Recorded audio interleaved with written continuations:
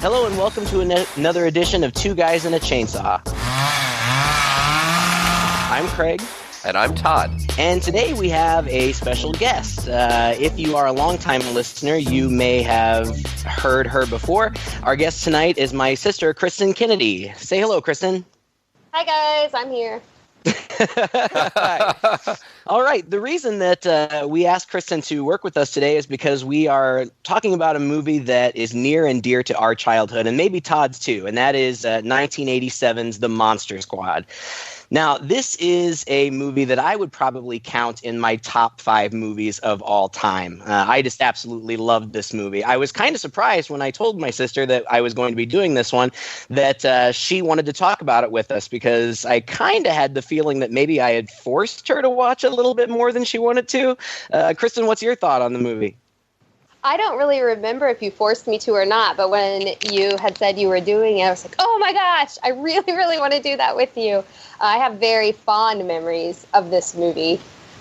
So I don't think it was one you must have forced me to watch. I'm not sure. Wow. That's impressive, because you forced her to do a lot of things, Craig, according to what we've listened to in this podcast. I don't know. I was noticing it's from 1987, and so then I was doing the math thinking that we probably watched it around the time that it came out, which would mean I was 5 years old and you were 8 years old. And that seems crazy. When I was rewatching it last night for this, I thought, oh my gosh, these are my kids' ages now, 5 and 8. And I would never let them watch this movie right now. It's fun and it's silly and it's cute, but the monsters are also really scary. Yeah, I kind of felt the same way. That's exactly what I was thinking when I was watching it. I was like, there was no way that Kristen would ever let her kids watch this now. But I think that that's maybe a little bit sad. Not to say that I think that you should let them watch it, because I think that kids today aren't necessarily exposed to this type of movie. But I personally find that sad, because this is the type of movie that I really connected with and really loved as a kid. First of all, one of the aspects of it that I love so much is that really it's kind of a buddy movie. And I loved those type of movies when I was a kid. I didn't have a whole lot of guy friends. I wasn't into sports and that type of stuff. I was more into like reading in school. And so my friends tended to be girls more often. And I was always a little bit jealous of the guys in these types of movies like this and the Goonies and Stand By Me. And so I think that was really appealing to me too. Plus, our dad was always a big horror fan, and I always kind of wanted to be like him, I think. And so having access to this movie where there certainly are scary elements, but at the same time, it feels safe enough for young kids. I just really, I still love it today. I mean, there are parts of it that I think are a little bit out of date. There's some language and stuff that is a little bit not PC. Not that it was PC in the 80s either, but we were a little bit more lax about those things, unfortunately, then. But beyond that, the movie itself, I still love it. What's your experience with it, Todd? You know, I thought I had seen this movie, and then I realized after I started watching it that I think in my mind I was confusing it with Little Monsters with Fred Savage. You know that one? Yeah, it's another good one. And that one I love that one. That one I did grow up with, and this one I have never seen, believe it or not. So when I was watching this, I was obviously watching it with fresh eyes. But just like you guys said, it is a time capsule, and it really transported me back to those kind of movies. Well, not just the era, but also the kind of movies, the kids' movies that we had in that era. This has so many parallels to Goonies, which came out, 2 years before this. And I'm sure that's intentional, because they were trying to create that same feeling, that same sense of success that kids had, that Goonies had. But in the same way that I go back and I rewatch Goonies now, there are parts of it that I think, geez, like they just don't make kids' movies like this anymore. And I'm not sure if it's a good thing or a bad thing. And the things I'm talking about are really kind of small. But first and foremost is the language. Absolutely. I mean, I actually was counting, because within the first 9 minutes of the film, they'd either said homo or faggot 4 times. Oh yeah. in under 9 minutes. And then, the cool kid too had ridden up on his bicycle smoking a cigarette, and I was like, I don't know if I would want my kids watching this at their ages right now. Well, yeah, and they're supposed to be like elementary school, right? Or at least middle school or something. Right. Yeah. But it's like they're high school. Like it's like they wrote it for high school students, but they went ahead and cast middle school or elementary school Stand By Me age kids in it. It's got that little bit of that frat boy type feeling to it. A little bit. Even the little girl says like chicken shit at one point, and there's crazy. And She does. And Goonies is the same way though. And to be quite frank, we did talk like that. At least my friends, I didn't so much, but my friends, we all went through a period about this age where we were all trying on all the curse words and the swear words. And so in that way, it did seem just kind of like Goonies does. It doesn't seem inauthentic, but it's certainly something you don't see in kids' movies anymore, 100%. What's funny is when I was watching it, I was thinking about, and you're mentioning the Goonies, and I'm thinking, the Goonies is one that my brother made me watch all the time, and I think I was a little too young, and I just didn't quite find it as funny as he found it. But this one, he also watched all the time, and I think I liked it because I was probably the same age as Phoebe. And I really, really, really related to Phoebe in this movie. I wanted to be hanging out with my older brother and his cool friends. And Sean was her older brother in the movie. And he was not he didn't treat her poorly or anything. She just kind of tags along all the time. And I think I was trying to be Phoebe. I tried to kind of get in the group on the fringes and just fly under the radar and every now and then say something funny. So I really related to little Phoebe, and I think probably I thought it was really cool when she told the older boys not to be chicken shit. Well, I feel like we better get into talking about the movie because I was telling Kristen, I was talking to her on the phone earlier today. She said, I don't know how we're going to talk about it for an hour. And I said, oh, don't worry. I could probably recite this movie from beginning to end. I'm just going to gush because I just love just about everything about this movie. But one of the things that I really like about this movie is that it connects all of these old Universal monsters to a different generation. These monsters like Dracula, Frankenstein, the Wolfman, the Mummy, and the Creature from the Black Lagoon. These are all iconic horror figures, but they weren't in play so much from the time when I was a kid on. It came in an era before. And this movie opens up in a spooky old castle, and it's kind of in the dungeon, and there's rats and there's bats flying around, and eventually we see a big kind of scary bat that transforms into Count Dracula. And although this isn't an exact replica of the Bela Lugosi Dracula, it's very clear from the beginning that that's who it's meant to be. And I guess that they were really careful. Stan Winston did the monster effects on this movie, and I guess that they had to be really careful because they tried to get Universal to make the film, but Universal wouldn't. So to avoid any copyright infringement, they had to make the monsters look a little bit different. But I'm surprised they didn't get in trouble anyway, because the monsters all look pretty much like their classic incarnations. So we start out there, and there's a really cool scene where Van Helsing is bringing these troops into Dracula's castle to try to perform this ceremony with this amulet that apparently, if a virgin reads these magical words, this amulet can open up a portal to Limbo, and it can suck all the evil monsters there. Well, things don't go right. In fact, there's an opening scroll that says, 100 years before this story begins, it was a time of darkness in Transylvania, a time when Dr. Abraham Van Helsing and a small band of freedom fighters conspired to rid the world of vampires and monsters and to save mankind from the forces of eternal evil. They blew it.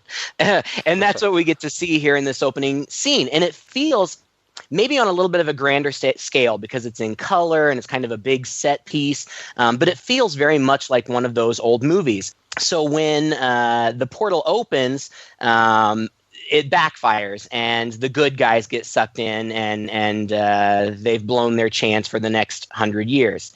Then we cut to the present day where we meet two of our main characters, Sean, who is played by Andre Gower, and Patrick, Sean's best friend, played by Robbie Kiger. And they are in the principal's office at their elementary school or middle school, wherever they're supposed to be. And they're getting in trouble because they're not paying attention to their studies. And instead what they're doing is they're drawing these monsters that they come up with in their heads. This is... Spider with human head? I'm sorry, spider? With human head. Yeah, he eats dogs and cats and rabbits. Does he? Sean thought him up. You see, sir, we kind of have this monster club, okay? And we draw those pictures to put on our clubhouse walls. Correction, Mr. Crenshaw.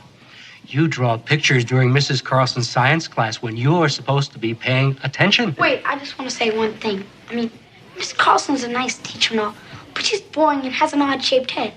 That's why Sean and the guys call her Meow Mix, because her head's shaped like a cat head.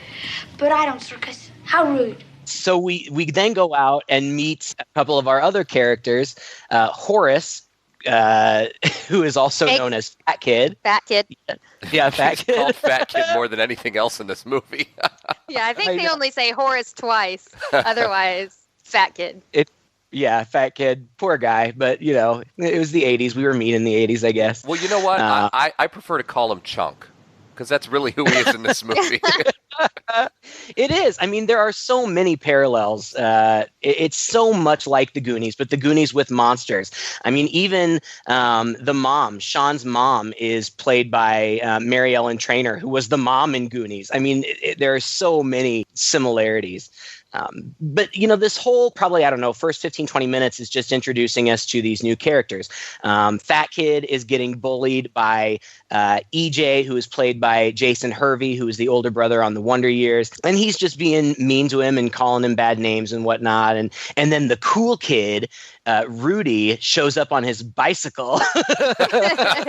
With his banana seat. He was so cool.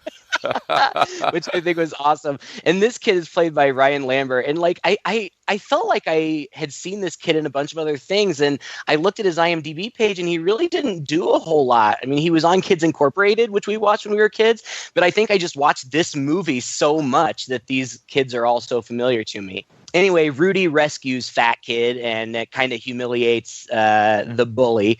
And then we move on, and Sean and Patrick are walking down the street having a debate about the Wolfman and what the Wolfman does and doesn't do. He wears pants, so surely he could drive a car. And they say something about he has to wear pants because otherwise you'd see his wolf dork. I don't remember using that word when we were kids, but it sure is funny. And that's when Phoebe, Sean's little sister, shows up. Phoebe's played by a little girl, an adorable little girl named Ashley Bank, who also did a lot of TV work around this time. And they end up in front of this house where Phoebe says that she saw a scary German guy looking at them. And they talk about how scary German guy is. And again, we get to their clubhouse where they're going to try to initiate Rudy into the club. Watching it again today, I was like, really? Would this cool older kid really want to be in their monster club? Yeah. But, apparently he is. And then we get back to the monsters where we have Dracula on a plane. I was watching that scene and I remember thinking, this is a big plane, even though they show a shot of this tiny plane, this bomber kind of a plane that's flying. But then the pilot and the co-pilot are sitting there chatting, and then they hear something. And I think, it sounds just like something fell over, something little. And they freak out. They get really, really scared. And I thought, I don't know if I'd be that scared. I don't know if they thought something with the engine blew or what, but they decided to go check it out. And I just had to laugh because then he walks into this gigantic room, it seems, that has lots of crates and freight and different things. And on one giant thing, it says Frankenstein, which I just thought was hilarious.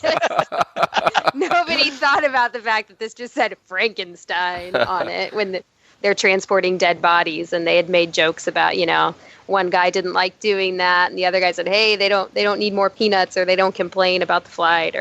So that was a little silly to me. And of course, then there's Dracula, and he kind of takes care of the pilot. It's really a neat scene. Actually, I was pretty impressed with it. It's cool because so Dracula flies at him as a bat, and then ends up materializing behind him. And when he turns around, he sees him. Then he pulls the cargo, the lever? The pilot pulls the lever in order to release the cargo bay doors or whatever, which would release under Dracula and that Frankenstein crate. But, of course, the Frankenstein crate falls straight down, and Dracula remains suspended there in front of him. And I don't know, for some reason, that just seemed like a really cool scene, like even a little pretty scary. I don't know. If I'd seen it as a kid, I would have freaked out. Yeah, as a kid, I remember being really scared of that scene. I didn't like it. I probably put a pillow in front of my face. The lighting was all red and creepy. But yeah, he just kind of hovers there and flies, and the pilot guy is kind of on the floor. He's fallen down or gotten punched by Dracula or something, and he's kind of watching in disbelief. Then, of course, Dracula then, after he hovers for a while, he flies out. And who knows what happens to the pilot and the other guy for the rest of their flight. That's true. We don't see them again, do we? it's and again, Craig laughs at me for doing this a lot, where I point out movie logic and how it all doesn't fit. But I just have to say, like, this whole plan of Dracula's is so bizarre. Like, was he going to make a noise and hope for the pilot to come to the back so that he could kind of punch him in the face or do whatever, but entice him to dump the crate exactly where he wanted him to dump it, in the swamp that was near this house, which is in the suburban neighborhood where, I don't know, it's just kind of funny. Right. But the crate ends up in a swamp. You're right. And watching this movie, I really got that sense this time around too. Everything kind of works out perfectly. He falls in this swamp that's not only right outside of the house where the amulet is, but it also happens to be right next to the kids' clubhouse, which is convenient for the plot moving forward. But I wanted to take a second and say that the guy who plays Dracula here, I don't really know him from anything else. His name's Duncan Regehr, and I guess in his youth he was a champion figure skater. He was an Olympic boxing contender. He also did some Shakespeare, and I think that, I like a ton of this movie, but I really think that this guy who plays Dracula is really, really good. And I don't know. What do you guys think? I think he's good, but I thought he was super cheesy, too. I don't know. Just with the when you said figure skater, I'm like, I can see that. He kind of looks like a figure skater. I don't know. He was scary, and I remember as a kid that I was scared of him. But he was, I don't know, he was just, all of the characters, when we finally get them all together, they seem a little cheesy. But when they're on their own, I feel like they seem scarier. And I don't know what that's about. But he's a very serious Dracula. He's a man of few words. Yeah. He doesn't talk a whole lot. But when he does talk, he also has a really creepy voice. So I don't know. What did you think of him, Todd? Well, he doesn't have a lot to do, really. I mean, every scene that we see of him is him wandering around and kind of making a comment, or he's just standing ominously, over somebody or something. But then again, that's Dracula, right? I mean, I guess that's not quite true. That's Dracula in this kind of movie, where he is just the villain, and he's not really trying to seduce anybody or get into their house or anything like that. That's what really sets this apart from, I think, a lot of the other vampire movies that we've seen, is that all of these creatures are out of their element. They're really out of their original contexts. And so we're just seeing them being sort of generic bad guys banding together to get the amulet and presumably unleash some kind of destruction upon the world, or I guess get more power and unleash more monsters or something. I guess that was their end game, right? Right. And I guess I see what you're saying. I just found this guy to be really, I don't know, he's tall and handsome, and he's got this old Hollywood look about him. I just thought he was really scary. I guess in 2006, Wizard Magazine, I don't know what magazine that is, but Wizard Magazine did a countdown of all the greatest movie villains. And I don't remember exactly where Dracula fell on the list, but the Dracula that they chose was this guy's portrayal of Dracula. Really? And they felt that, they thought that his portrayal of Dracula was the best and scariest of them all. Now, I've not seen all of them, and I think that he would certainly get some contention from Bram Stoker's Dracula, the Dracula in that film. But I don't know. I just really like this guy. I find him really effective, especially at the end. He's scary. That's another thing about this movie that I like, is that it doesn't tiptoe around things. These kids are in peril. I mean, Dracula talks about killing these kids, and you really believe that he would if that's what it came down to. And you don't really see that so much in kids' movies anymore. The threat doesn't ever really seem that bad, at least the ones that I've seen recently. But anyway, you're right. Frankenstein's thing falls in the swamp. We cut back to the kids' clubhouse, and we get a shot where we see that Dracula's cape has fallen in a tree very near there. So we know all of this is happening in the same location. We see a little bit more of the kids in the club, and Rudy's taking a monster test. Second way to kill a vampire. I give up. Daylight. Sunlight. Fat kid, what other kind of light is there during the day? Go away, Pete. Okay, question 2. Is Frankenstein the name of the monster or the guy who made him? The guy.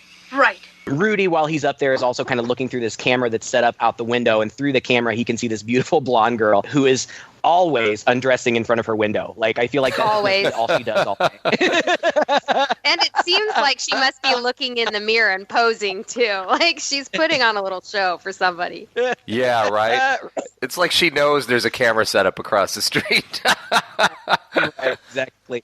It turns out to be Patrick's sister, which we find out later. But when we're up here in the clubhouse, we also meet Eugene, who is the last member of their little group.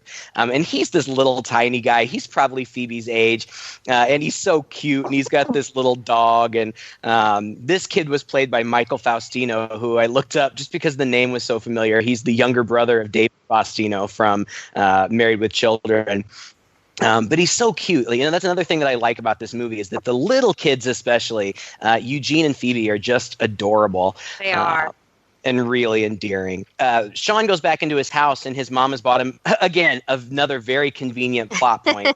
The mother has been to this estate sale up at that old house at 666 Shadowbrook Lane. Shadowbrook Road, excuse me, right? And she bought this old book, which turns out to be Van Helsing's diary. Now, why this book would be there, why the amulet would be there when the establishing thing that we saw in the beginning happened in Transylvania, I have no idea. And I don't remember questioning it when I was a kid. And it didn't bother me at all, just because the story was so much fun and the action just kept going. Sean goes upstairs and meets his dad, Del, who's played by Stephen Mott. He was in tons of TV and soap and movies. If you were alive in the 80s and you watched TV, you definitely would recognize this guy. And Sean wants to go see Groundhog Day Part 12 in this horror franchise. But he has to stay and babysit because his parents are going to marriage counseling. That's another thing that's established. The mom and the dad are kind of having trouble. And then we cut to a scene at the police station where Del works. He gets called away, and the mom's not happy about that because they had this appointment, but he gets called away. And this guy's going crazy at the police station shouting, lock me up, I'm a werewolf. And the cops are just trying to subdue him, and we see the moon outside, and we get the sense that he's about to change, and one of the officers shoots him. You know, I'm going through all of this really quickly because it happens really quickly. You know, this is a really short movie. It's only an hour and 22 minutes long. And we just get introduced. There's a lot of characters, but it doesn't seem crowded, or at least it didn't to me. You know, each one of the kids in the Monster Squad, and I'm including Phoebe in that, even though they won't really let her be part of the club. You know, they each have their own individual personality. There may not be a whole lot of focus on them individually, but they seem like kind of an authentic group of kids. Of course, yes, you've got the tough one with Rudy, but beyond that, they're not really all that stereotyped. And I find myself engaged with and caring about all these characters. I'm interested in the mom and the dad, Del and Emily. You know, I wouldn't want to go with them to their marriage counseling, but you know, they seem like real human beings. Is it nostalgia? Is it nostalgia that's giving this so much credit? Or Todd, since this is the first time you've ever seen this, did you feel that way about these characters? I did. You know, you point out that the plot development really flies by at a quick pace, and you're right. Yet you're also right. I also felt like I cared about these characters more than a lot of other movies where they fly through the plot and you don't really learn enough about these people to really care. And I think that's because it's not like we get the scene in the diner where the kids, for some unknown reason, like to go to some diner and sit down and chat. Like, these are kids doing kids things. They have their treehouse. They have their clubhouse. They're not just walking down the street, but they're walking down the street carrying a skateboard and wearing sunglasses, which was totally our thing in the 80s. And they're riding their bikes from place to place. They're so convincing as kids. And even in their rooms, I was like writing down all of the like 80s stuff from my childhood. So maybe there is like some nostalgia here. But like there's a My Pet Monster in there, of course he's got like a Robotech t-shirt on. They're talking about Miami Vice, and even just their clothing was so what we wore, the jams and the shirts and things, that they were so convincing as kids. And I think that the setting and the fact that all of the stuff that happens in the film happens while they're going about being kids in their natural kid settings, that it instantly made them relatable. Yeah, and even though I can't honestly, like when we talk about character development and why we care about people, usually we say we care about people because we know a lot about them. I can't say that I really know a lot about each of them, except for the fact that I can place myself right there with them as one of their gang because I can relate just to them in general at that age. Does that make sense? And so I instantly get that empathy. Yeah. I think I felt the same way, because even for me, here's this boys club, but there's little Phoebe who was the same age as me, and I just totally related to that. So I feel like there's a place for everyone. And I loved, you're talking about their clothes, I love that Sean's shirt said Stephen King rules. It was awesome. There are just little things like that, and it was very nostalgic as someone who grew up in the 80s, but also because, I feel like this movie, it's not just horror, it's hilarious. There are parts of it that are so funny, and then, with the parents fighting, but it seems like they love each other. It feels like a real family. There are just so many things that make it relatable. So I think it's really easy to just enjoy this movie. Well, and I think maybe because we all did grow up in the 80s, maybe it makes us kind of nostalgic for a different time. These kids aren't sitting around playing video games. They're not on their phones. I'm not saying that our time was better. It was just different. These kids are out hanging out in clubhouses. They're riding their bikes. They're playing. I think that I am a little nostalgic for that time. Yeah. And even to the point where they're watching a drive-in movie from the rooftop, Yeah. I love that. And that's a really appealing scene. Like, man, I wish I could have sat on the roof and watched a drive-in movie through binoculars. But then... With your dad, yeah. Yeah, and that was the other thing, like Kristen kind of pointed out. Like, they care about each other. Even though mom and dad are clearly fighting, to be fair, like, what they're fighting about seems kind of lame, like that he's gone at work all the time. And he even points out, well, you kind of signed up for this when you married me. I am a cop. I am going to get pulled out. And you kind of feel like, well, he does have a point. The whole parental thing, you either have to assume that there's something else going on there, or it's just a little bit of a forced plot point that actually goes nowhere. Because it's not like there's a big resolution at the end where they learn to love each other again, or they bond tighter as a family because of the events that happen in the movie. That just kind of falls off the wayside. But you get that cool scene where even though mom and dad are fighting, mom clearly cares about the kid, and dad and Sean have some really nice little moments where he gives them some good advice. What's on your mind? Well, Dad, some of the guys and me were maybe going to go see Groundhog Day Part 12 tonight. Only if it's okay with you. Is it, please? Oh, we got a problem. No way! Yes, way. Gotta go out with your mother tonight. You got a certain 5-year-old sister and these babies. Oh, come on, Dad. I'm waiting all year to see this movie. Easy, pal. It's only a movie. Look, tomorrow night you and I go see Groundhog Day. I'll get home early. Tomorrow night? That'll be too late. The guys will black the entire plot. Plot? Did I hear plot? Sean, it is a guy with an axe. Anyway, I thought they killed him in the last one. They did. And he returns from his grave. He returns from the grave? Sean, he always returns from the grave. If they blew him up, put his head in a blender, and mailed the rest of the pieces to Norway, he would still return from the grave. That was Part 7. You want to know what the plot is? It's a plot to separate you from my $5. I want to see a stupid movie. Well, you can't. You're babysitting. Fine. And then his dad lights up a cigarette right there in the house, which I also thought was hilarious. And then he comes up on the roof and joins him just for no reason at all, on the roof to watch this movie. It's just so cute and charming. It's really nice. It is. I mean, it's like I said, it's reminiscent of like the Goonies or even something like Gremlins or something like that. I mean, it's just, even though there's this scary stuff going on, there's heart to the movie too. And I I really enjoy and appreciate that. It really reminded me of E.T. as well. Yeah. And I had seen that movie when I was younger, but I didn't remember it at all. And so just like this past year, I rewatched it. And then I realized watching this movie again last night that there are kind of some throwbacks to E.T. as well in this movie. So it has that little feel. But then there's like where Phoebe's, we haven't quite gotten to Frankenstein very much yet, but where she's playing kind of dress up with Frankenstein just reminded me of Drew Barrymore dressing up E.T. And then when they're walking on the street, like all the kids and Frankenstein, there's the silhouettes of them walking on the street, and it's just like an E.T. when they're walking on the street, and E.T.'s in the middle with them. So it just has that feel to it where, you know, it's supernatural, but it feels so realistic. Like, yeah, it's any other day, and just makes you feel good. Yeah, I made those connections too, and I thought they were really sweet. There are some really sweet movies or moments in this movie. The next, I'm trying to get to all the monsters so we can get to the fun stuff. The cops, Dell and his partner, get called to a museum where a mummy has gone missing, and there's kind of a funny scene. And you're saying you didn't hear anybody come in here or leave, is that right? Can you hear me now? Hello? I can hear you fine. So nobody took the mummy? I would have heard them. Of course he would have. Stupid question. Did you take him? No, sir. Just a shot. That's it, Dale. This case is too hard, man. Let's be firemen instead. I'm glad you're getting major laughs out of this, Rich. The problem is, 2,000-year-old dead guys do not get up and walk away by themselves.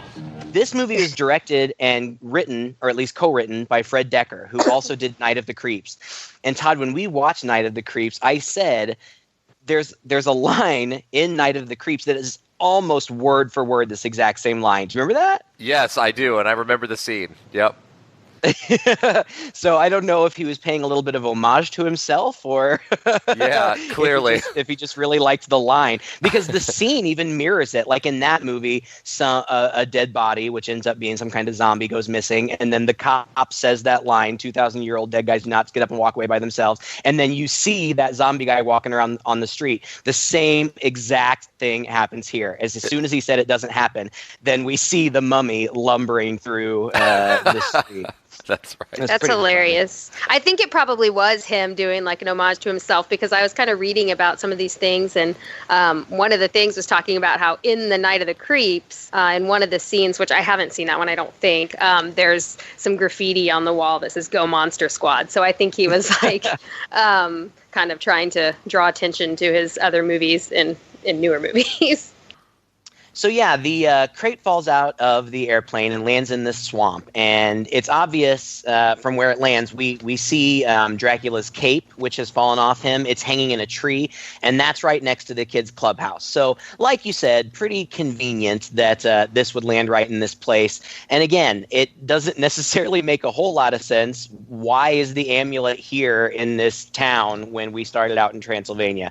And we get all of the monsters that we've met so far. The Mummy and the Wolfman meet Dracula in the swamp, and Dracula makes some sort of gesture over the water, and the crate starts to rise up out of the water, and we see that it's actually the creature from the Black Lagoon lifting it out. And so now we've got our whole collection of monsters. So is it that the creature from the Black Lagoon was always in this swamp as well? And he just right. Rose up.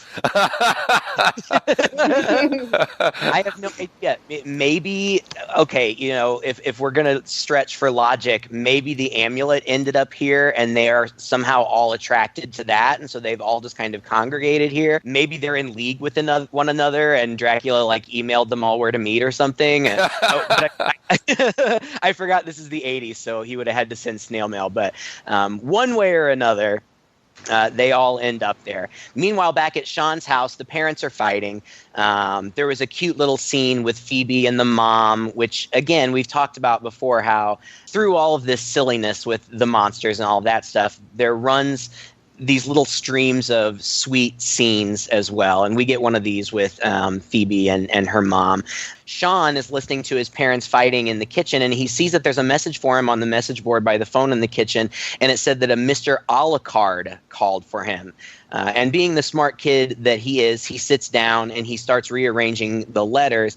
And when he flips them around, he sees that Alucard is Dracula spelled backwards. And of course, he gets this look of surprise on his face. We cut to another very cute scene. I'd already mentioned how Eugene is one of my favorite parts of this movie, the little tiny guy, Eugene. He goes into his parents' room, it's at night, and gets his dad and says, there's a mummy in my closet. And the dad takes him back, and it's really cute. He does this whole shtick where he's like, oh, monsters under the bed, get out of there, get out of there. And he shoos them all away. He says, are there any more monsters? And cute little Eugene points to his closet. And the dad goes over and swings the closet open so that he's standing on the other side of the door. He never actually looks in. And the mummy is standing right there. And the dad is just going, ooh, look at this big scary monster. Go away, monster. And he just slams the door and tells the kid that he's not going to be sleeping with him and his mom tonight. Just the movie really, it moves so quickly, and it's just these little scenes. It's almost hard to recap just because things happen so quickly, but I love that cute little scene with Eugene. I have to interject because the two scenes you just talked about are the one with Eugene is what I remember most from my childhood.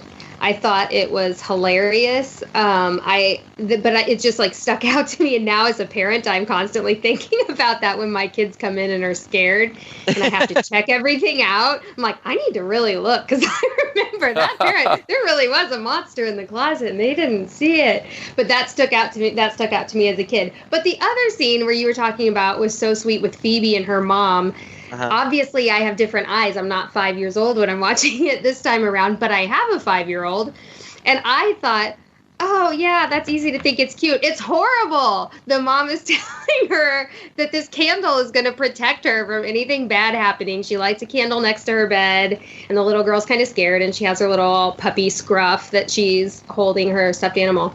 And she's like, oh, I'm kind of scared of monsters or something like that. And the mom's like, nothing bad can happen as long as this candle is lit next to your bed. It'll keep all the monsters away. And she gives her a hug. I'm like, that's horrible. Yes, you need to comfort her, but oh my goodness. Don't tell her that candle's going to protect her. If anything, it's a huge fire hazard. That's what I was going to say. Nothing's going to happen except potentially a deadly fire. Right. And they had candles all over this house. It was the 80s. I'm pretty sure we had electricity at that time. But there were candles lit all in that scene where he's figuring out Mr. Alucard, which I also thought was so funny. Who would just sit down and start thinking, Alucard? I bet that spells something else. Let's just see. I don't know. But those scenes really stuck out for me as a kid. And then when I saw them again as an adult, I still loved them. You talk about, Sean, why would he just automatically think that there was something going on? I don't know. Sean's a really smart guy and very, very serious. In the next scene, he pulls all of his friends together and explains to them that they've got big problems. I think there's monsters, real ones. I heard my dad talking on the telephone to a guy down at the police station. There was a guy screaming he was a werewolf, and they shot him. Then the body disappeared from the coroner van. The coroner guy was dead. So what? He got shot and a werewolf took his body? No, you peenhead, he was a werewolf. Maybe. But if they shot him... It must have been regular bullets, not silver ones. Look, I know this will sound pretty stupid, but a mummy disappeared from the museum tonight. Mummy came in my house.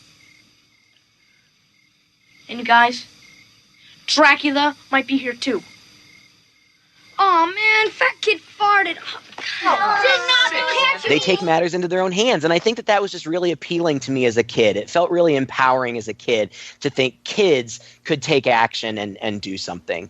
And I still like that, and I still think it's a good message for kids, even if today our sensitivities are a little bit different, and maybe kids this young wouldn't be watching it. We cut back to Dracula's house, and Dracula now has Frankenstein in a dungeon. This is another really interesting dynamic in this movie because it seems like Dracula has this genuine affection for Frankenstein, like he feels protective of him, and he's gentle with him.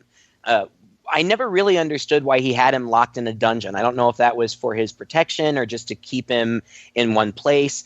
But he tells Frankenstein that they need this diary. They have to have this diary, the diary that Sean has.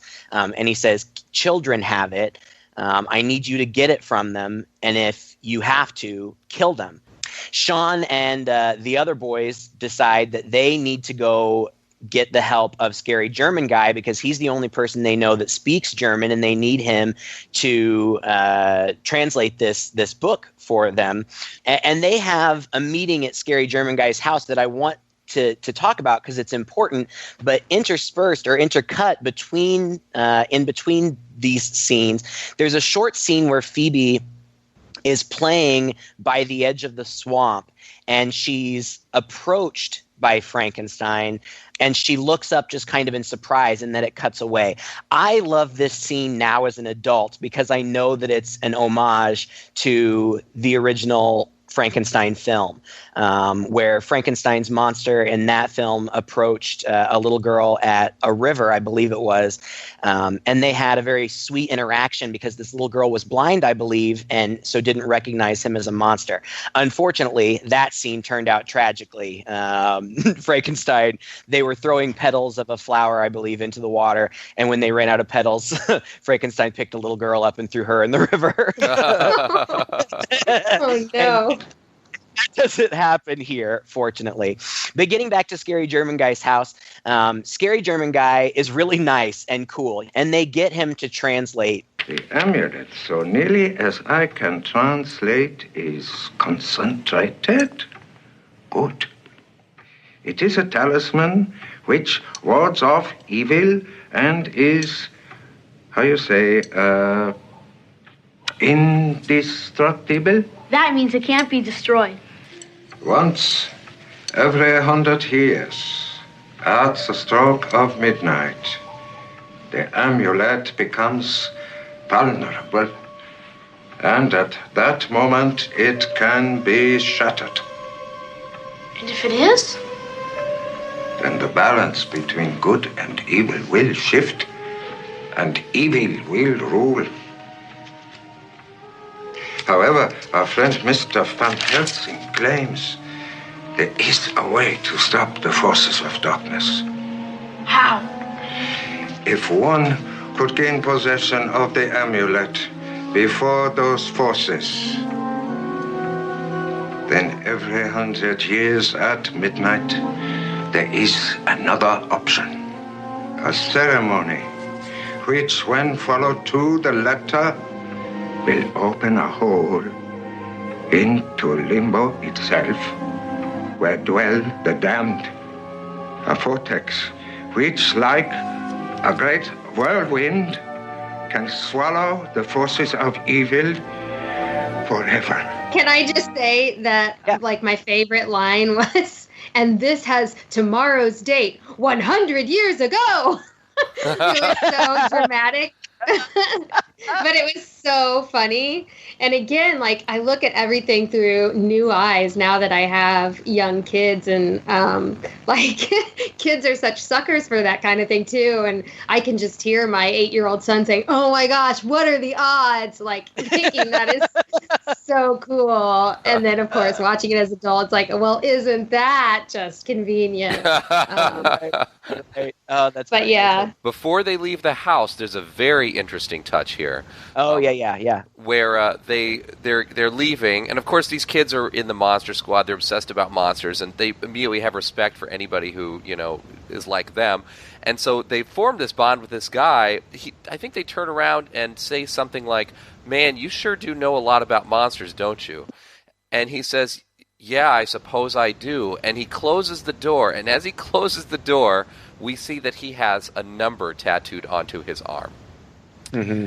And that just came out of nowhere and was kind of left there. It was just kind of an interesting little touch that this guy was actually a Holocaust survivor. Yeah, I'm glad that you brought that up, because I don't remember when I became aware of the significance of what that was. I feel like as a kid, I knew at some point, I knew what those numbers meant, but I like that it's included here too, because even though it's, it's blink and you miss it, it serves as a nice reminder either to adults or to kids that there are real monsters in the world. Obviously, we probably, most of us, I would assume, don't believe in vampires and black lagoon creatures and that type of thing, but there certainly are real monsters in the world. And I thought that was a nice little reminder there, whether it was targeted at the kids or the adults. The boys all come back to the clubhouse, and while they're caught up in talking about their plans, Phoebe shows up and she's trying to get their attention, and when she finally does, they turn around and they see her standing there with Frankenstein. And it's a hilarious scene where they all just split. Like, they just take off and run and hide in these ridiculous places, like Fat Kid jumps in the garbage can and just the garbage can lid down over his head. They can all be seen, like they're watching them hide, so they're not right, and they're not more than 10 feet away. Right. But it's funny, and it's played for the comedy. It's really funny. And this is the part, Kristen, that you mentioned already. Yeah, I love it. I just remember, like, this was my, I was Phoebe in my mind. I used to do that as a kid. I don't know if all kids do that, but whatever movie we were watching, I would pick out who I was in the movie, and I would announce, I'm Phoebe, or I'm whoever. And sometimes it probably was better than others, because I can remember in my childhood we watched Best Little Whorehouse in Texas quite often. I'd be calling out which prostitute I was as a child. Whichever one had the prettiest lingerie, probably. But anyway, I remember like feeling like this is my scene, and when she yells at the big tough brother and his friends, come on guys, don't be chicken shit. And she's not scared, and she's made friends with Frankenstein. I remember just really loving that. It's adorable. It is, and it's an interesting reversal, because seeing the throwback to the Frankenstein scene beforehand, you're expecting the worst, Right. And in this case, it turns out not to be so. But it would be kind of interesting to see how their friendship formed. I feel like there's probably a missing scene in here somewhere where Frankenstein realized that instead of killing the kids and doing what Dracula wanted him to do, that he needs to befriend them, because it happens almost instantly. Yeah, it does. It does, but I think that what we're supposed to kind of take away from this is that Frankenstein really is just a gentle giant. And it's been years and years since I've read Mary Shelley's Frankenstein, but if I remember correctly, the monster is really kind of the victim in the story. Like, yes. He didn't ask for any of this, and it's only because he's rejected and treated with anger and violence that he responds accordingly. And so I like that element of this movie, that Frankenstein looks different, he looks scary, but he's not. He's a good guy. And there's another... they take him up into the clubhouse, but somebody, I think it's Rudy, hands him. They've got all this awesome memorabilia all around their clubhouse, but Rudy hands him this mask, this old Frankenstein mask, and he picks it up and he looks at it, and then he throws it down and he touches his own face and just looks at the kids and says, "Scary?" And it's sad. You feel bad for this guy. And then, Kristen, you already mentioned right after this is that adorable scene where they are you can just see them from behind in silhouette kind of walking into the sunset.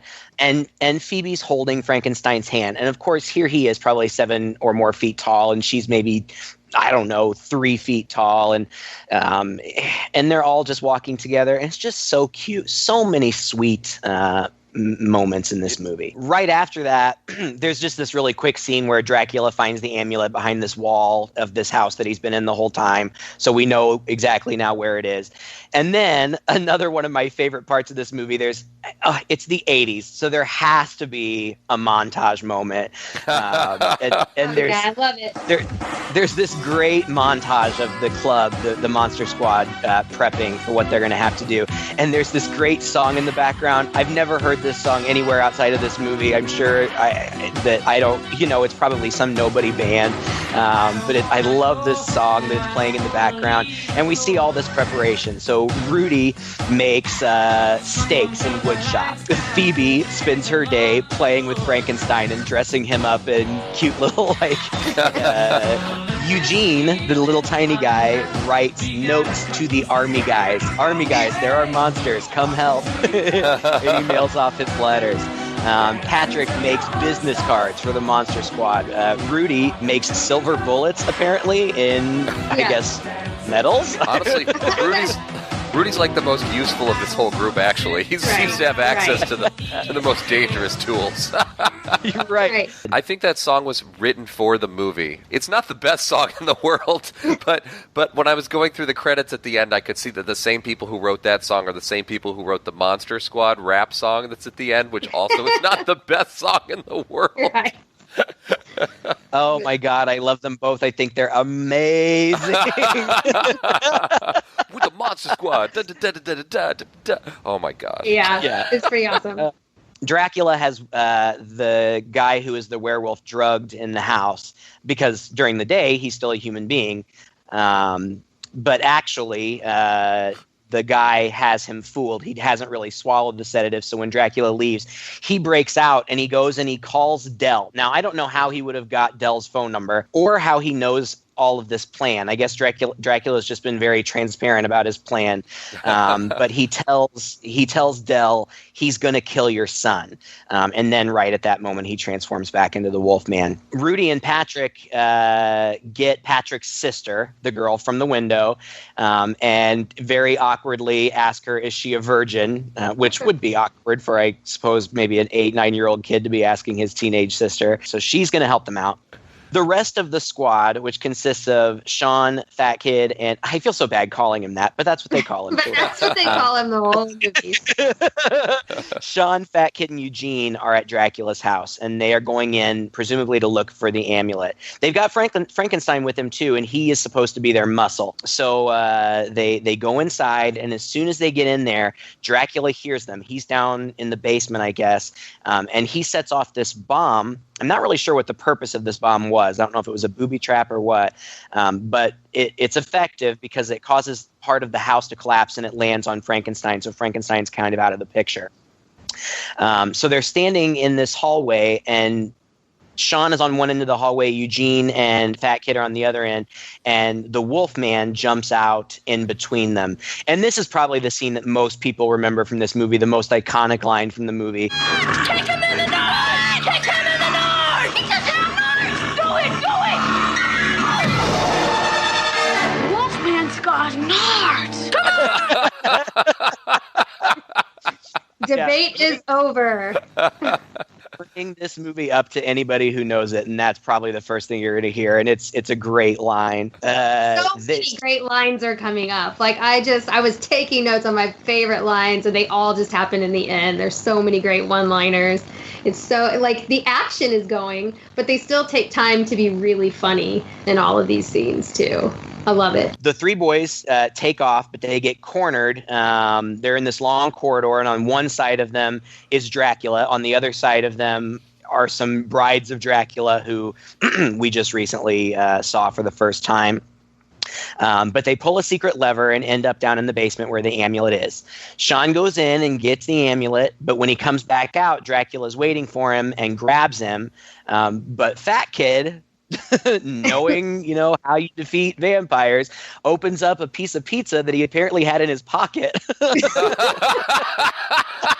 Because with a name like Fat Kid, you've got to have pizza in your pocket. Was it pizza? I for some reason it was I thought pizza. Oh, okay. I wanted to think it was garlic bread because that makes a little bit more sense.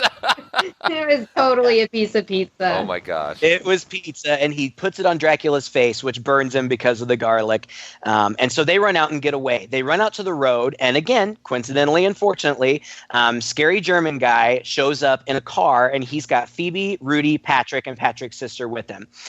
They decide that they need to go somewhere where there's a lot of people, and Patrick suggests a church. There's an old church in the town square, so that's where they're going to go.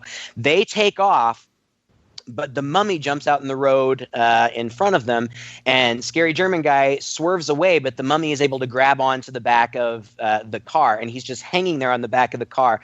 And this is another scene that I just thought was hilarious because Phoebe just shrieks for the next 45 seconds as this mummy is right in her face, and the rest of them are trying to figure out what to do. Rudy takes out the bow and arrow that he has, and he has Patrick get him a piece of the Wolfman's bandages. He ties it to the end of the arrow and shoots it into a tree, and we get to watch the mummy then slowly unravel until there's nothing left of him but his skull. And here's one of my favorite lines. Yeah. Don't skip it. See you later, Band-Aid breath. As it turns out, Dracula is on his way to Sean's house. And again, I'm not really sure why. The motivation's not really clear, but it's scary.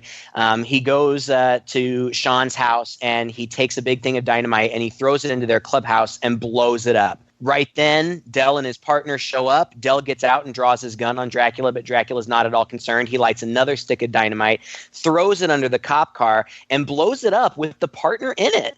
Yeah. I mean, there's some pretty dark stuff going on here. I think that we were just less sensitive to those things in the 80s. You're right. But he's dead. I was surprised by that. I was really surprised by that. But then I was also surprised by the fact that Dracula's got this cachet of dynamite that he's using. like you've got all these monsters, and what are you doing? You're having Dracula just throw dynamite around everywhere. Like, what the heck is that? Did I miss that from the book or the movie somehow? I don't know. Yeah, and I mean, it's just like these big sticks of dynamite, like, that one would have laying around the house. Yeah, that Wile E. Coyote would have. Yeah. Right. At this point, the mom has come out on the porch, and Del shoots Dracula several times, but of course nothing happens. And Dracula, before transforming into a bat, says, "I will have your son." And then he flies off and takes off. Del runs inside and gets on the walkie-talkie and calls Sean, and Sean has a walkie-talkie. And so Sean fills him in on the plan. And so everybody now is converging in the town square. And this is really where the big finale takes place. And it's a lot of fun. It happens really fast. There's nobody around, really, in this town square. It's late at night. Scary German guy gets the sister reading. And the sister, of course, is freaked out because, hello, monsters. But she's also pretty stupid. So the reason that they asked her is because she takes German in high school. But she says something like, "I'm failing German." Scary German guy just starts reading it for her, and she's repeating him, but she's doing it terribly. Meanwhile, the brides show up. Rudy takes them out one by one with the bow and arrow. Dracula shows up in bat form and starts swooping right towards Sean, but the dad, shows up and shoots the bat, and the bat goes flying into the church. The dad somehow gets into the church, even though it was locked just a few minutes before, and he goes upstairs, and there's this really cool image where the bullets have not killed Dracula, but for some reason getting shot in his bat-like form has temporarily injured him or something, because when the dad finds him, he seems to be injured, and he's like half transformed. So he's like half man, half bat. And it's a really kind of creepy, gross image. Yeah, it's really creepy, because then he's like human. He's a big, tall guy, and he's more the human size, but has this weird bat body. And I remember that being really super creepy to me as a kid, and it was still creepy to me as an adult too. Yeah. I think that I've mentioned that Stan Winston did all these creature effects, and Stan Winston, of course, is amazing. So it should be no surprise that this looks so cool, but it does. The Wolfman comes in and fights with the dad, but then Sean shows up, and somehow Sean has dynamite too. Maybe he snatched it off of Dracula. I don't know, but he lights a stick of dynamite, sticks it in the Wolfman's pants, and I think that the dad kicks the Wolfman out the window, and he blows up. But they've already discussed this earlier in the movie, that there's only really one way to kill a werewolf. So we see all the bits and pieces of the werewolf in the street, but then they kind of start to rumble, and they pull back together, and he is fine and together again. Yeah. We go back to the Scary German guy and Patrick's sister, and they finish the incantation, and they're all happy, and they're celebrating because they finished the incantation, but nothing's happening. And then, Kristen, would you care to deliver this one-liner? Oh, gosh, I don't even remember that part, because the next line that I never noticed as a kid was so funny to me as an adult. But I remember that somebody says, "I thought you were a virgin." And she says something like, "Well, Steve, but he doesn't count." Or something like that. So they find out that she's not a virgin, and then I think she says something like, well, why doesn't he just do it, or something, talking about scary German guy. And one of the boys, it's either Patrick or Rudy, says, yeah, he's not a virgin. And I just love, she goes, did you ask him? I found that more hilarious this time. Well, let's talk about how any one of those kids, any one of those boys could have read this too. And why didn't they think of Phoebe at the beginning? Like, I guess because they were just thinking, hey, my sister takes German. Maybe that was it. But I thought, well, surely they know that this 5-year-old girl is a virgin, and probably all of them. It may have had to have been a girl. I don't know. Yeah, I mean, I think that's implied. Anytime there's a horror movie that involves a virgin, it always is a female virgin, right? Right. But also, I'm not even sure that they all quite understand what a virgin is, because isn't the next bit one of the kids turns around and points to Phoebe and says, is she a virgin? Like, he doesn't know, right? Yeah, that's true. So. And it's little Eugene, so it would make sense that he wouldn't know. Oh, that's true. But you're right. You know, I read about this online. There were like message boards and things saying that exact thing that you just said. Why wouldn't they realize that it couldn't have been anyone? My theory is that all of their knowledge of monsters comes from these monster movies, these classic monster movies. And in all of those movies, it's always a young woman, you know, like a teenager or 20-something woman. Right. So I think that they were just going based on what they knew, and so they didn't consider themselves, and they didn't consider Phoebe because that's not what they had seen in these movies. So he starts saying the incantation, and Phoebe is repeating him, doing much better job than Patrick's sister was doing. The cops show up, and they try to fight the werewolf, but of course everything is not working because they don't have silver bullets. Rudy, however, does. So he pulls out his gun and shoots the werewolf. And as the werewolf transforms back into his manly state, and he actually says to Rudy, thank you, before he dies, and then he does die. Then the creature from the Black Lagoon is menacing in the street, and he's advancing upon Fat Kid. Fat Kid runs to the Burger King on the square, and the bully EJ and his friends are in there, and he knocks on the door, and he's like, let me in. It's got to be Burger King. Yeah. Oh, Burger King had some serious product placement in this movie. Yeah, they did. Along with Adidas in the werewolf fighting scene that you mentioned earlier, and all the Pepsi that they drink. Burger King is very prominent in this square, so I did notice that. Oh, yeah. The bullies won't let Fat Kid in, so he grabs a rifle from one of the fallen policemen, and as the creature from the Black Lagoon approaches him, he shoots him in the chest, and he's dead. I mean, he just takes out the creature like that. And EJ comes out and says something like, Hey, Fat Kid, good job. My name is Horace. And then my very favorite part of this whole movie. Dracula is restored. He's apparently feeling fine again. And he is just walking down the street very slowly towards scary German guy and Phoebe as they continue to try to finish this incantation. And the cops are trying to fight him off. He's breaking cops' necks. I mean, he's just a steady walk towards them, not being fazed by these other cops or anything. And then poor little tiny Phoebe is just standing there. And he walks right up to her, and she's holding the amulet. He grabs her by the chin, picks her up by her chin so that they are face to face, and he says, give me the amulet, you bitch. And in that moment, his eyes kind of light up a little bit more red, his fangs kind of sharpen a little bit. He looks really scary, and Phoebe just screams at the top of her lungs. And it's so effective, and I think that the reason that it's effective is because the actor who played Dracula didn't let this little girl see what his makeup was going to look like or see the effects that were going to happen in this scene. And the director told her, in this scene, you're going to need to scream. And she said, when? And the director just said, you'll know. But when he delivered that line and his face got so scary, that was her genuine reaction. I mean, it was a genuine reaction of terror. And it's such a good part of the movie. Meanwhile, this poor girl's in therapy still because it was terrifying. That was, like, I was kind of talking about how Dracula looked a little cheeseball-y to me in the beginning of the movie, but that was. And I don't know if it's just because, I watched this when I was a kid, and he used such strong language talking to this 5-year-old that it was like, whoa, he is serious, and he doesn't care how old you are. He's going to kill you. It was terrifying. Yeah, it's true. Yeah. But he's still a gentleman because it's not like he politely not politely, but he asked for the amulet instead of just ripping it out of her hand, which I'm pretty sure he was capable of doing. So Phoebe's screaming, but then it's Frankenstein to the rescue. He grabs Dracula and throws him on the fence of the church, which, if we know monster stuff, we know that's not going to take him out because it's not a wooden stake, but he's there for the meantime.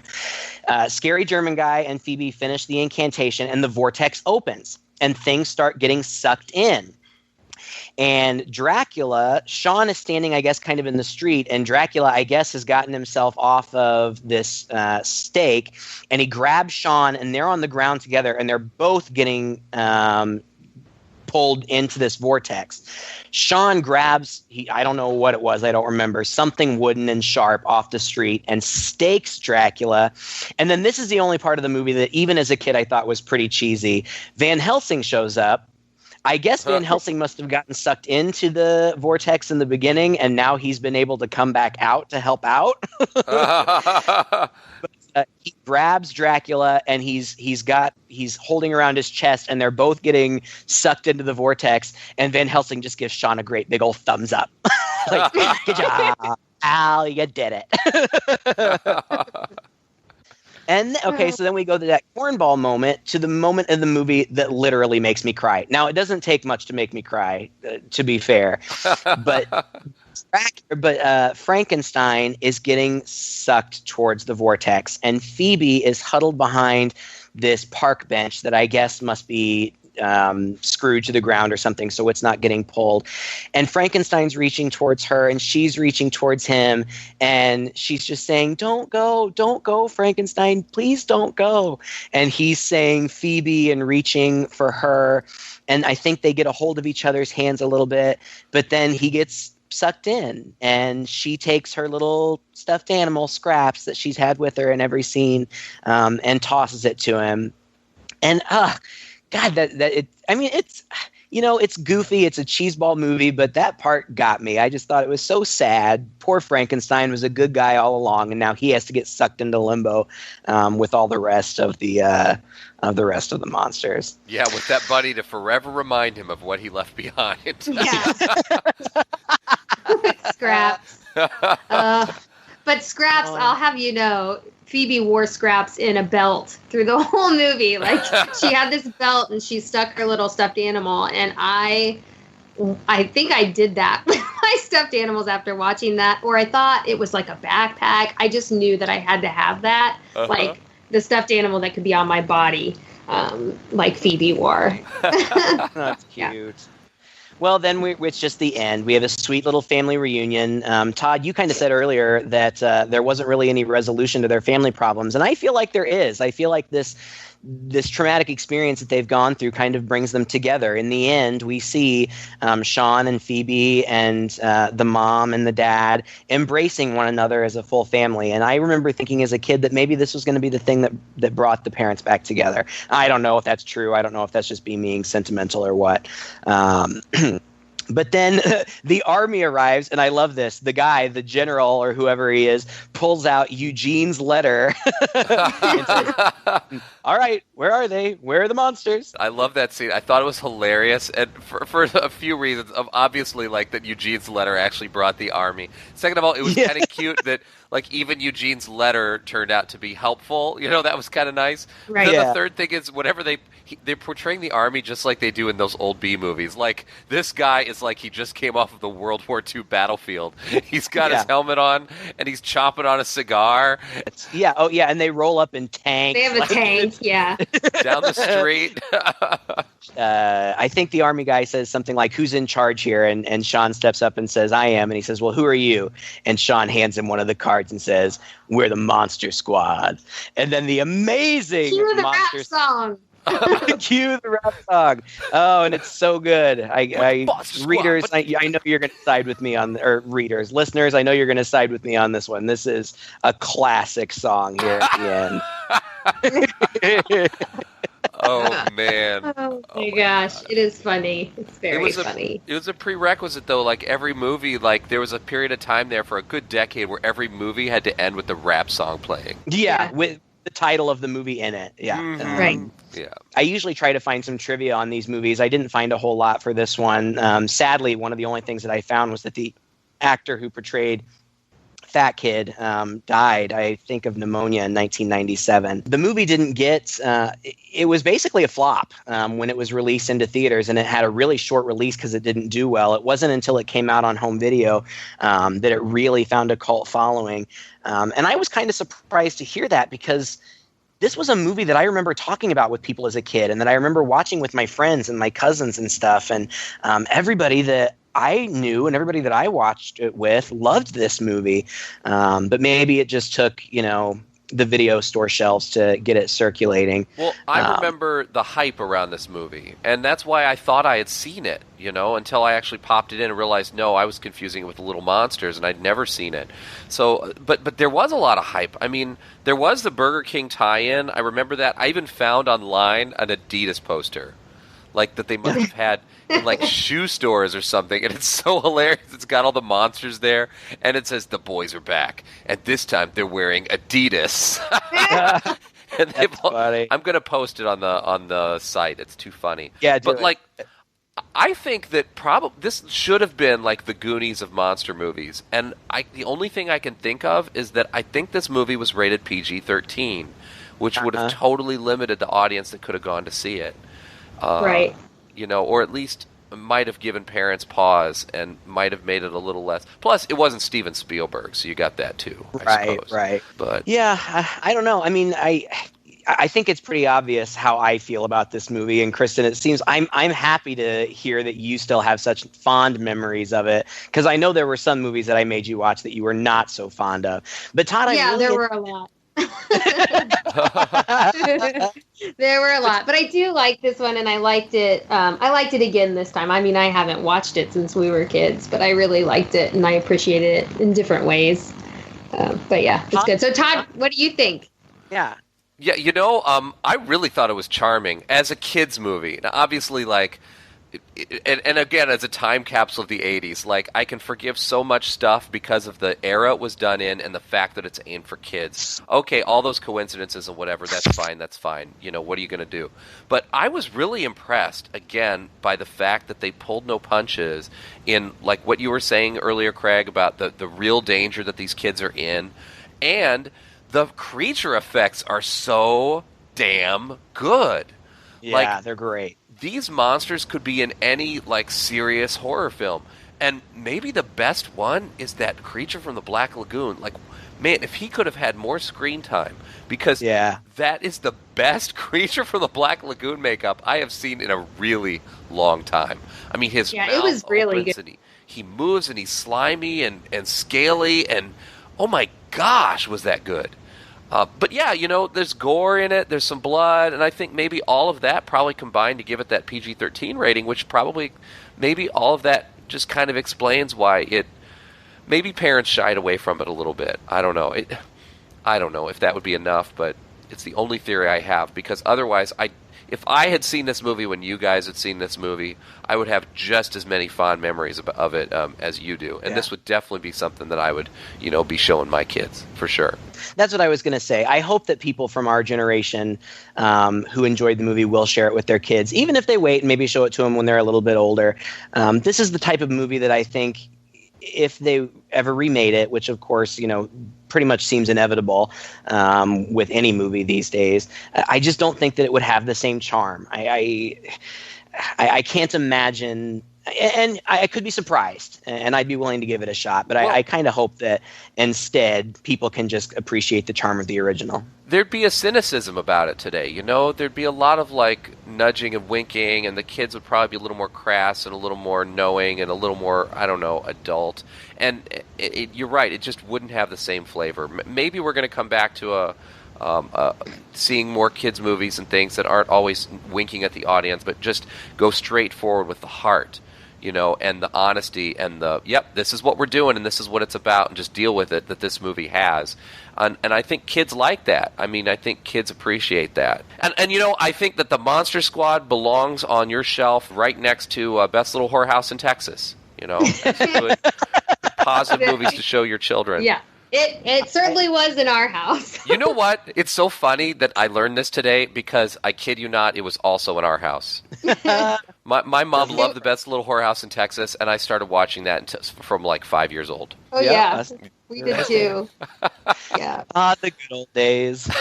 Right. But I do look forward to sharing these types of movies with my kids. I just know they're not there yet. We watched E.T. together, which I know is not a horror movie. But like, my daughter, who's 5, is less scared by things than my son is. But he's like at that age, he's 8, where he's starting to like, I think he knows like other boys think it's cool, like creepy things are cool. And so he started reading these like scary stories, but then at night it becomes a problem and he's totally scared of zombies. And so I was thinking about like when I could watch this movie with him, and then I can't remember what it was, but we were talking about something and like it might have been kind of scary. We're reading through all the Harry Potters and watching them, so maybe it's something about that. But he said, I don't know if I could do that, Mom. And I said, why? And he goes, because of my condition. I said, what condition? Zombies. But I thought it was so hilarious, and I was like, okay, we're not there yet, but someday we will. He will be exposed to these movies from my childhood, and he'll probably roll his eyes at me. Who knows? He may be in high school, but I will make my children watch these movies. When his condition passes. Yes. All right. Well, thank you for listening to another episode of Two Guys and a Chainsaw. If you liked this episode, we have tons of back episodes. You can find us on iTunes and Stitcher. We're on Facebook. Please feel free to let us know what you think. Let us know if there are any movies that you would like for us to see. Kristen, thank you very much for being our guest. It was a pleasure. Yeah, thank you so much for having me. This was a lot of fun. And so until next time, I'm Craig. And I'm Todd. With Two Guys and a Chainsaw.